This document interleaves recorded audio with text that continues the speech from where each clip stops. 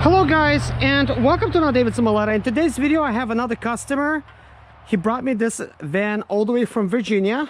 Hello, nice to meet you. Nice to meet you. What's your name? My name is Vichy. Nice to meet you, Vichy. Nice to meet you.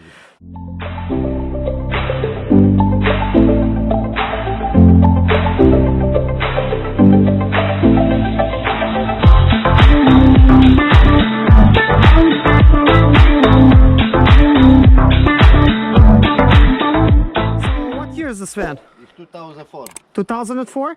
So let's take it out for a test drive and see what's going on. Okay, please.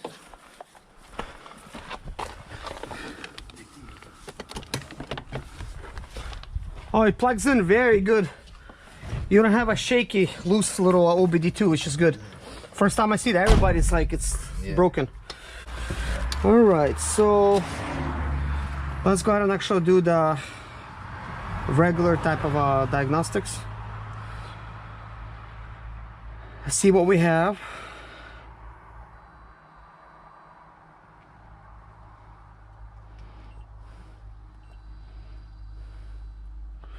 So we have injector circuit open, cylinder number 3. Now this is not something I expected. This is a number 3 injector problem. Yes. Yes. We were not thinking about working on this injector. You said injector number 1. But this number 3 injector circuit open, it came in 1 or 2 things. Either it is the electronic piece is disconnected from the injector, or it's bad electronic piece on the injector, which is very necessary for the injectors to open up because it is an electromagnet that's inside of the injector. And energy is sent to the injector to electromagnetically open and close the fuel injector. That's how they work on these sprinters.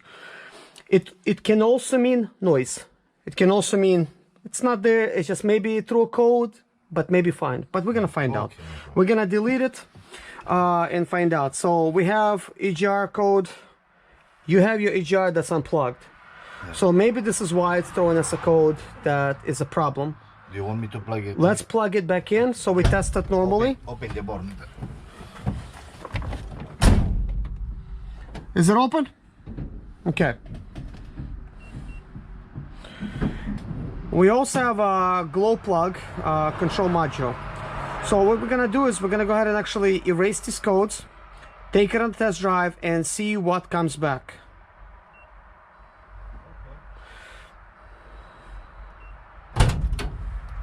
So what I did, I cleared all your codes. You want me to? No. Yeah, gonna close it.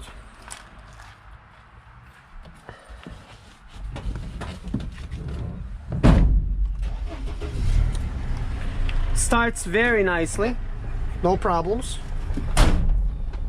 Can you open just the window to me, my side? This Of course. Please. Thank you. It's hot today. Yeah, it's very hot. It's a beautiful day though. I'm ready for this weather. Yes, nice. It's been raining all the time. It's cold. So one thing I could tell you, it sounds good how it's working.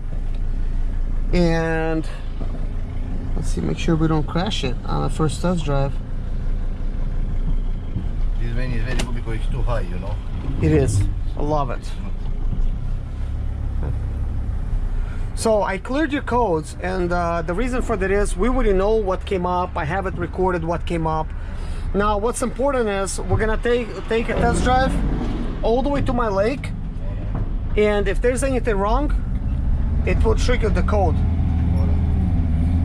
immediately. Acceleration is good. I hear the leak. You hear that? Yes. That's your resonator. You could kind of hear it, but not too much. You only hear it if you're next to the wall. Yeah. If you're in a bridge, something, you hear it more. It's a psh. Yeah. But right now it's not too much trees here, so it makes the sound a little bit less. So far the check engine light hasn't came on. You're not even in flip mode. Okay, smell this? Diesel. No, this is not diesel. This is exhaust. You know why? Fuel injector's leaking. No, I think when we... No, seriously. This is it. You smell it? even if you close the door. This is the smell of the fuel injector leaking. This is the exhaust. It is. Is when we plug in here, they take that to smoke, you know. Listen, there is nothing wrong with the fuel injector that's leaking, but with the seal. This is the smell you get. You're not supposed to have the smell right now, unless there's something wrong with your exhaust pipes. Yes. It should be in the back. Yeah, But there's a smell in here of the exhaust. But man, it's such a bad smell inside. Yeah, but This is carbon monoxide. You get tired really easy driving with this. Sleeping. But hey, it's folding really nicely. You have good acceleration. I can't see nothing out in there. So you sit very low, don't you? You sit like this. And this is a short a short van, so it actually is a little bit more alive. Big ones, more heavier. Yeah, more. You know, you definitely could tell the difference. Transmission works good. You don't even have no rumble strip noise. Mine does not either, but it's really common that it's a rumble strip noise. It's probably due to the fact that the transmission fluid hasn't been changed in a while. And I will change the oil. But you changed it, huh? But no, yours is good. Yeah. Yours is doing really good. But sometimes you change it, you actually do damage by changing it, because if your clutches are already worn out, then it's gonna be bad. But you have this is real miles, 207,000. 207,000. So you're good. You have a good transmission here. And they change the transmission oil filter, you know. Yes. Inside. When you change transmission fluid, it's definitely a good idea to go ahead and replace that oil filter. I was following you on the YouTube on that. Yeah, you know. I always replace the seal and the 13-pin connector. So far, the check engine light has not came back. People like yourself, if you experience any kind of problems, that every van is different, so you get to learn a little by little what's going on. Yeah. But man, if the way this van is driving, I don't feel like it needs anything. Yeah. Yeah. But we deleted your codes and it hasn't came back yet. So what I like to do is over here, I'll shut the van off and then back on again. Because what happens sometimes when you shut things off, something will come back. So start it up, no codes.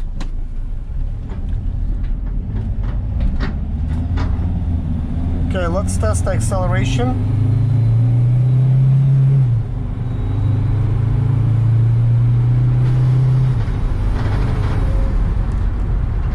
Accelerates good.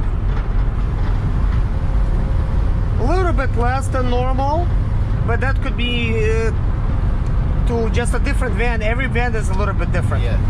Even some turbos, they spin faster than others, and I already know that for a fact because I replaced my turbo. The other turbo's new, it spins a little slower, which is still fine, but it's not a race car. It's a van, so. So did you say your fuel injector is leaking sometimes, the number one that's tight? Yeah, the number You one. notice it's leaking, huh? Yeah, the number one, the leaking, you know, and this, you know, the smoke from the compression from the engine, you know. Yes. And they make the black things, you know. Okay. So guys, what we're going to do is, and this is a more like a preventive maintenance type of service. His fuel injector was serviced by mechanic. Yeah. And what did they do? Why didn't they use original bolt? They have a bigger bolt. Actually, He stripped the threads? Yeah, they don't fix it properly, and also it's supposed to be put one seal.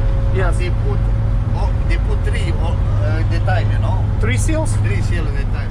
Interesting. So guys, there's 3 fuel injector seals that was fixed. So if I'm gonna take it out, there's gonna be 3 seals? It's gonna be only one because another mechanic He take it out. Take it out. So he take it out. So we're gonna have 1 seal that's left in there. Yeah. But that's crazy. 3 seals. Yes. I can So anyways, whenever they replaced it the first time, they messed up the hole, right? Yeah. They stripped the threads, so then you have to rethread it and put a bigger type of a bolt in there. So that's what you have. Yes. But the bolt comes loose Yeah. because there's no Loctite. Yeah, it's true. It was not fixed properly. So also it leaks because due to the fact that they actually did not clean the seat of the injector. The bottom portion of the injector is not clean.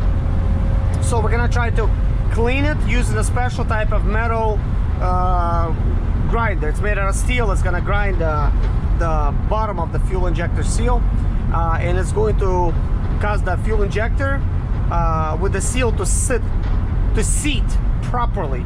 That way it seals itself and it causes it not to leak anymore. And that's important to do whenever you have Black Death. It's important to do that, because depending on how long you had the problem, you may have developed like a little channel where it just leaks from. It's just kind of like a little canal, and it finds a weakest spot, and then it leaks all the boost from there, and then it cuts away at the metal. And then the only way to fix it is by actually resurfacing the head, the actual seat on the head.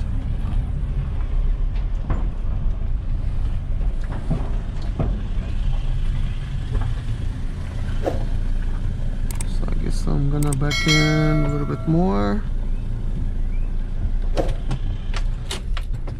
Okay, that's it for My name now. is Serge Zimaleta. I'm 37 years old, and yes, I experienced success after buying my first home for cash. Back in 2011, I was broke, but I learned to solve problems on my own. Now, I'm helping others to solve their problems. I know what pitfalls to avoid to stay profitable in business. Need motivation to be more successful in your life? Do you have Sprinter, Expedite, or business problems?